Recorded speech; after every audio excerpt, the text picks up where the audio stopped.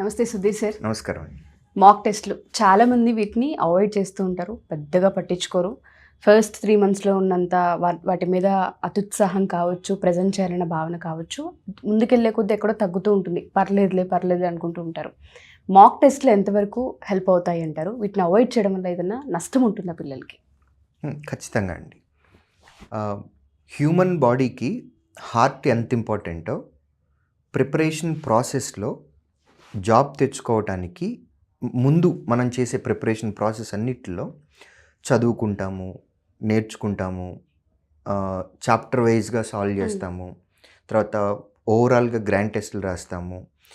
ఈ అన్ని ప్రాసెస్లో హార్ట్ అనేది మాక్ టెస్టులు రాయటండి. సో మీరు ఒక 1 year ఆన్లైన్ క్లాసులు చూడండి, లేదా ఆఫ్లైన్ క్లాసులకు వెళ్ళండి, వింటూ ఉండండి, లేదా చదువుతూ ఉండండి పుస్తకాలు. వీటన్నిటికంటే మీరు ఏది చేసినా మాక్ టెస్ట్ రాయకపోతే మీకు జాబ్ రాదు. బోల్డ్ స్టేట్మెంట్ అండి ఇది. It's a game. Competitive exam is a game. It's a mind game for any player. అది మీరు చెస్ ప్లేయర్ అవ్వచ్చు, లేకపోతే స్విమ్మర్ అవ్వచ్చు, రన్నర్ అవ్వచ్చు, లేకపోతే క్రికెట్ ప్లేయర్ అవ్వచ్చు. ఏ గేమ్లో అయినా సరే, మైండ్ గేమ్తో సహా చెస్లో కూడా ఇంక్లూడ్ చేసి చెప్తున్నాను.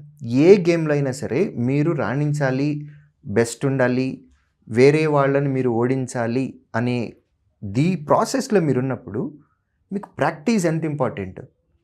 ప్రాక్టీస్ లేకుండా సచిన్ టెండూల్కర్ క్రికెటర్ అయ్యేవాళ్ళ? ఇంపాసిబుల్ కదా. ప్రాక్టీస్ లేకుండా విశ్వనాథన్ ఆనంద్ గారు వరల్డ్ ఛాంపియన్ అయ్యేవారా? సో మైకెల్ ఫెల్ప్స్ ప్రాక్టీస్ లేకుండా ఒలింపిక్స్లో highest number of gold medal పొందినటువంటి ప్లేయర్గా అయ్యేవాళ్ళ? So competitive exam is also a game. It's a mind game. దీనికి ప్రిపరేషన్ సరిపోతుంది కదా అని కనుక అనుకుంటే మాక్ టెస్ట్ అనేది కూడా మ్యాండేటరీ అంటారు. అంటే మీరు చెప్తున్నారు కదా సార్, ఇప్పుడు ప్రిపరేషన్ అంటే ఇప్పుడు నేను కూడా ఉన్నానండి. ఐఎమ్ ఏ క్రికెటర్ అనుకుందాం. సో క్రికెట్కి ఒక మాన్యువల్ ఉంటుంది, బుక్ ఉంటుంది.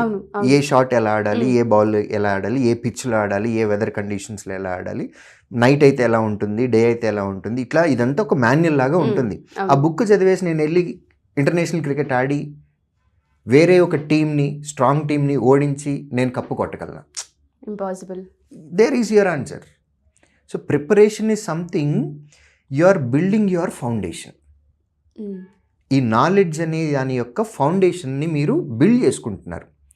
ఆ బిల్డ్ చేసుకునేది మీరు 6 months అవుతారా, 3 months అవుతారా, మీ ఐక్యూ లెవెల్ని బట్టి, పర్ డే మీరు పెట్టేటటువంటి ఎఫర్ట్ని బట్టి, మీరు ఎంత సబ్జెక్ట్ గెయిన్ చేసుకుంటున్నారు అనేది ఒక ఫౌండేషన్. దీనికి ఒక టైం పడుతుంది.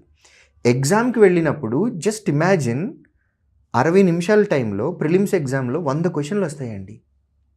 60 నిమిషాల టైం, 100 questions. సో మీ బిల్డ్ చేసినటువంటి ఫౌండేషన్లో నుంచి ఒక్కొక్క క్వశ్చన్కి ఒక్కొక్క వెపన్ అలా తీసి వాడుతూ ఉండాలి. మీరు ఓన్లీ నా దగ్గర నాలెడ్జ్ ఉంది, నేను వెళ్ళి చేసేస్తాను అని అంటే ప్రాక్టికల్ ప్రాబ్లమ్స్ వస్తాయి. మీకు ఈ సెలెక్షన్ ఎంటైర్ ప్రాసెస్లో ఉషా గారు ఒక్క క్వశ్చన్ చాలండి మీ ఫేట్ని మెరిట్ లిస్ట్లో నుంచి తీసి వెనక్కి వేయటానికి. ఒక్క క్వశ్చన్ చాలు. అంటే పట్టుకోకూడని క్వశ్చన్ని మీరు పట్టుకొని దాని మీదే మీరు ఒక 2, 3, 4 నిమిషాలు స్పెండ్ చేస్తే that 1 single question is enough. మీ మెరిట్ లిస్ట్లోంచి వెనక్కి తీసుకొచ్చేస్తుంది. సో ఏది పట్టుకోవాలి, ఏది పట్టుకోకూడదు అనేది మీకు ఏది నేర్పిస్తుంది? ప్రాక్టీస్ నేర్పిస్తుంది. మాక్ టెస్ట్ చేసేటప్పుడు మీరు అనాలిసిస్ కూడా చేసుకోవాలి. టెస్టులు ఊరికే రాసుకుంటూ వెళ్ళిపోతే సరిపోదు. ఇవాళ పేపర్లో నేను అవుట్ ఆఫ్ 100 నేను 70 చేశాను, రేపు 60 వచ్చాయి, ఆ తర్వాత రోజు 80 వచ్చాయి. సో 80 వచ్చిన రోజు ఎందుకు వచ్చాయి, 60 వచ్చిన రోజు ఎందుకు తగ్గాయి, దేనివల్ల తగ్గాయి, పేపర్ టు పేపర్ అనాలిసిస్ కూడా చేయాలి. 60 మార్క్సే వచ్చాయి మధ్యలో ఒక పేపర్లో, దేనివల్ల తగ్గినాయి మార్కులు?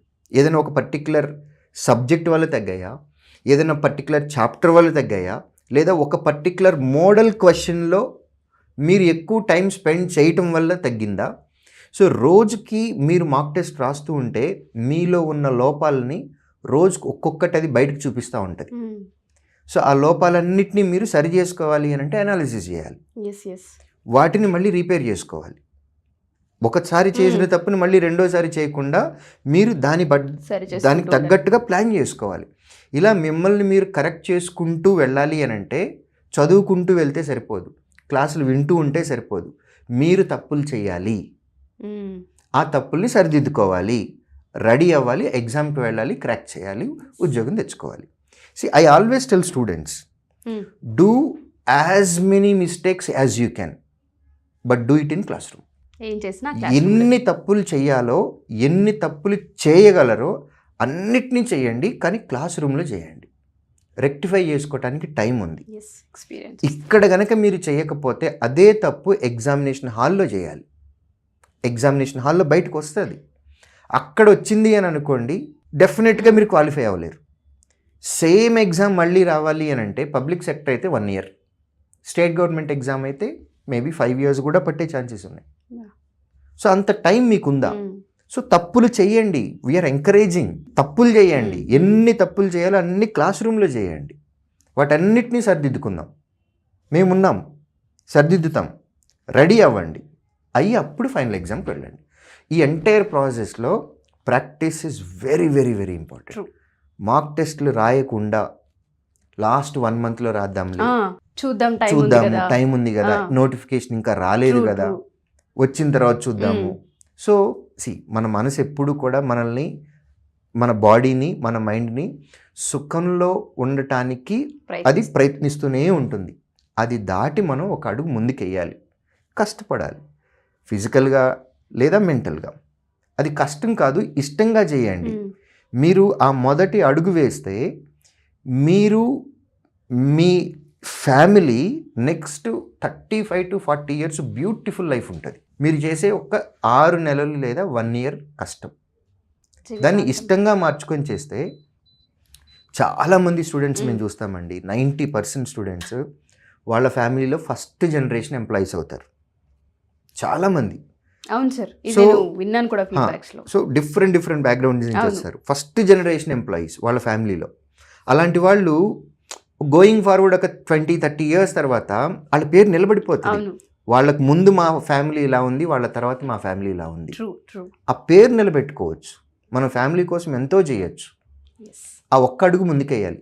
చూద్దాంలే, నోటిఫికేషన్ వచ్చాక చేద్దాము, ఎగ్జామ్కి ముందు ఒక 1 month ముందు చేద్దాము, చేసేయచ్చు మనము. ప్రతి ఒక్క మనిషికి కాన్ఫిడెన్స్ ఉంటుందండి. మీ మీద మీకు నమ్మకం ఉంటుంది, నా మీద నాకు నమ్మకం ఉంటుంది.